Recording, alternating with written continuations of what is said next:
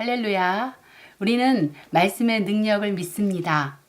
4월 12일 말씀의 실제, 당신의 삶에 하나님의 말씀을 세우십시오. 읽겠습니다. 곧 그 통치 원년에 나 다니엘이 책을 통해 여호와께서 말씀으로 선지자 예레미야에게 알려주신 그 연수를 깨달았나니 곧 예루살렘의 황폐함이 70년 만에 그치리라 하신 것이니라. 내가 금식하며 베옷을 입고 죄를 덮어쓰고 주 하나님께 기도하며 간구하기를 결심하고. 다니엘 9장 2절에서 3절 말씀입니다. 오늘 본문 9절에서 다니엘은 이스라엘의 해방에 대해 기도했습니다. 그는 그들이 포로로 끌려간 지 70년이 지나면 해방될 것이라는 에레미야서의 말씀을 읽었고 말씀을 연구하면서 그 시간이 다가왔음을 깨달았습니다. 비록 그때는 이스라엘의 자손들이 오랜 포로 생활로부터 자유해지도록 정해진 때였지만 다니엘은 그가 여전히 기도해야 한다는 것을 알았습니다. 내가 금식하며 베옷을 입고 죄를 덮어쓰고 주 하나님께 기도하며 간구하기를 결심하고. 그는 이렇게 말할 수 있었습니다. 하나님께서 그분의 백성들을 포로 생활 70년 후에 해방할 것이라고 말씀하셨으니 나는 그분을 방해할 필요가 없어. 그분께서 말씀하신 대로 하시기를 기다릴 것이다. 아닙니다. 다니엘은 그보다 더 현명했습니다. 그는 하나님께 기도한 것만이 아니라 금식도 했습니다. 그는 하나님의 예언의 말씀이 이루어지는 것을 보기로 결단했습니다. 얼마나 고무적인지요. 이것은 하나님께서 당신의 삶에 어떤 일이 일어날 것이라고 말씀하셨다고 해도 당신이 그에 관해 무언가를 하지 않는다면 그 일이 실제로 일어나지 않는다는 것을 알려줍니다. 당신은 당신의 삶에 하나님의 말씀을 세워야 합니다. 당신은 그분의 말씀에 따라 행동해야 합니다. 건강, 사업, 학업, 재정, 가족, 직업 혹은 미래에 관해 성령님으로부터 받은 예언이나 말씀이 있습니까? 아무것도 하지 않고 앉아서 하나님께서 그 일이 일어날 것이라고 하셨으면 그 일은 일어날 거야 라고 말하지 마십시오. 그런 방식으로 역사하는 것이 아닙니다. 당신에 관한 그분의 말씀이 열매를 내는 데에는 당신이 해야 할 역할이 있습니다. 시편 119편 89절은 말씀합니다. 영원히, 하나님의 말씀은 영원히 굳게 서 있다고 말씀합니다. 그러나 말씀을 따라 행하고 말씀이 말하는 것을 행동함으로 당신의 삶에 말씀을 세우고 굳게 하는 것은 당신의 책임입니다. 당신에게 온 하나님의 말씀의 지식을 따라 행하십시오. 그러면 당신의 믿음은 승리할 것입니다. 네, 그렇습니다. 다니엘이 말씀을 연구했습니다. 에레미야가 쓰신 말씀을 보면서 때가 되었구나. 그때 그는 그럼 되겠지 라고 하지 않았고요. 그는 결정했어요. 결심했습니다. 하나님께 기도하고 간구하기를 나는 결심했어. 그리고 금식하고 베옷을 입고 죄를 덮어 썼습니다. 하나님의 말씀이 반드시 성취될 거야 라고 결심하고 기도했습니다. 네, 그렇습니다.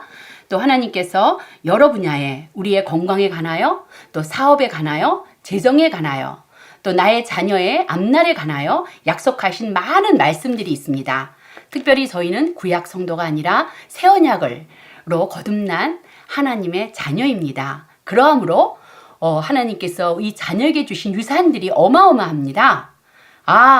그렇게 되겠구나 라고 만이 아니라 우리가 해야 할 역할이 있다고 말씀하셨습니다. 이 말실의 제목대로요. 나의 삶에 하나님의 말씀을 나는 세운다. 이것이 무엇일까? 왼쪽 맨 아래에 여기 나옵니다. 그쵸? 오른쪽 위 첫째 줄. 당신은 당신의 삶에 하나님의 말씀을 세워야 합니다. 그리고 거기 콜론이 되어 있어요. 영어로 볼 때는 당신은 그분의 말씀에 따라 행동해야 합니다. 내 삶에 내 하나님의 말씀을 세운다는 것이 뭐지? 네, 그것은 바로 당신의 삶에 하나님 말씀을 세운다는 것은 당신이 하나님의 말씀에 따라 행동한다는 것입니다. 라는 뜻이라는 것이죠. 시편 119편 우리가 잘 아는 말씀이죠. 89절에 하나님 말씀은 영원히 굳게 서 있다. 하늘에 굳건히 자리 잡고 있어. 변함없이 있어. 네, 그렇습니다. 근데 그 말씀이 우리의 삶의 영역의 실제가 되는 데까지는 우리가 해야 할 역할이 있습니다. 말씀을 따라 행합니다. 말씀이 말하는 것을 행동하기 시작해야 합니다. 그럴 때 바로 나의 삶에 하나님의 말씀이 굳게 서 있게 되는 것이지요.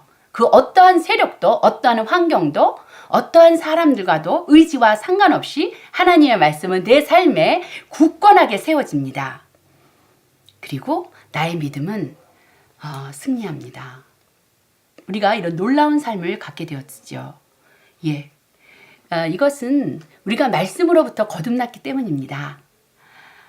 우리는 썩어질 씨로 거듭난 것이 아니라 살아있고 영원한 하나님의 말씀으로 거듭났습니다. 우리는 나의 근원이 말씀입니다.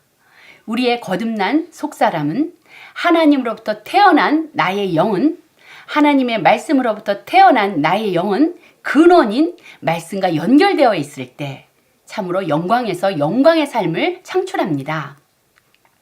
우리는 그러한 자들입니다. 자, 여기 보면 사도행전 20장 32절 말씀이 있습니다.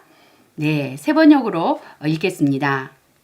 나는 이제 하나님과 그의 은혜로운 말씀에 여러분을 맡깁니다. 하나님의 말씀은 여러분을 튼튼히 세울 수 있고 거룩하게 된 모든 사람들 가운데서 여러분으로 하여금 유업을 차지하게 할 수 있습니다. 이제 사도 바울이 여러분들을 하나님께 하나님의 그 돌봄에 맡깁니다. 하나님의 은혜로운 말씀에 여러분을 맡깁니다. 라고 말씀하셨어요. 하나님의 말씀은 여러분을 튼튼히 세우십니다. 거룩하게 된 교회 안에서 당신들에게 약속한 예수에게 약속한 예수와 함께 공동 상속자 된 여러분에게 주신 그 유산들을 모두 다 차지하게 하십니다. 라고 말씀해 주셨습니다. 그렇습니다.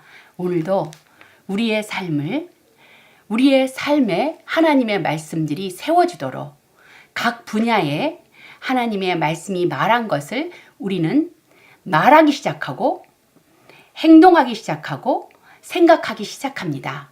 바로 매 순간순간마다 하나님의 말씀을 말하도록 훈련합니다. 연습합니다. 우리는 본성이 하나님께로부터 태어났고 우리의 본성이 말씀으로부터 나아졌기 때문에 하나님의 말씀을 말할 수 있고 생각할 수 있고 행할 수 있는 본성을 가졌습니다. 그럴 때 영원한 말씀, 정말 굳건히 서 있는 그 하나님의 말씀은 나의 삶 속에, 나의 삶의 분야에 그 말씀이 말한 바가 굳건히 세워질 것입니다. 할렐루야. 자, 우리 함께 고백하시겠습니다. 사랑하는 아버지, 언제나 당신의 말씀을 따라 행할 수 있는 지혜를 주셔서 감사합니다. 저는 성령님의 지도와 안내를 따릅니다. 당신의 말씀을 통해 저의 지혜와 영적인 이해가 증가하여 저는 언제나 당신의 온전한 뜻을 알고 행합니다. 저는 그리스도 안에서 번영하며 건강하고 활기찬 삶을 삽니다. 예수 이름으로 기도합니다. 아멘.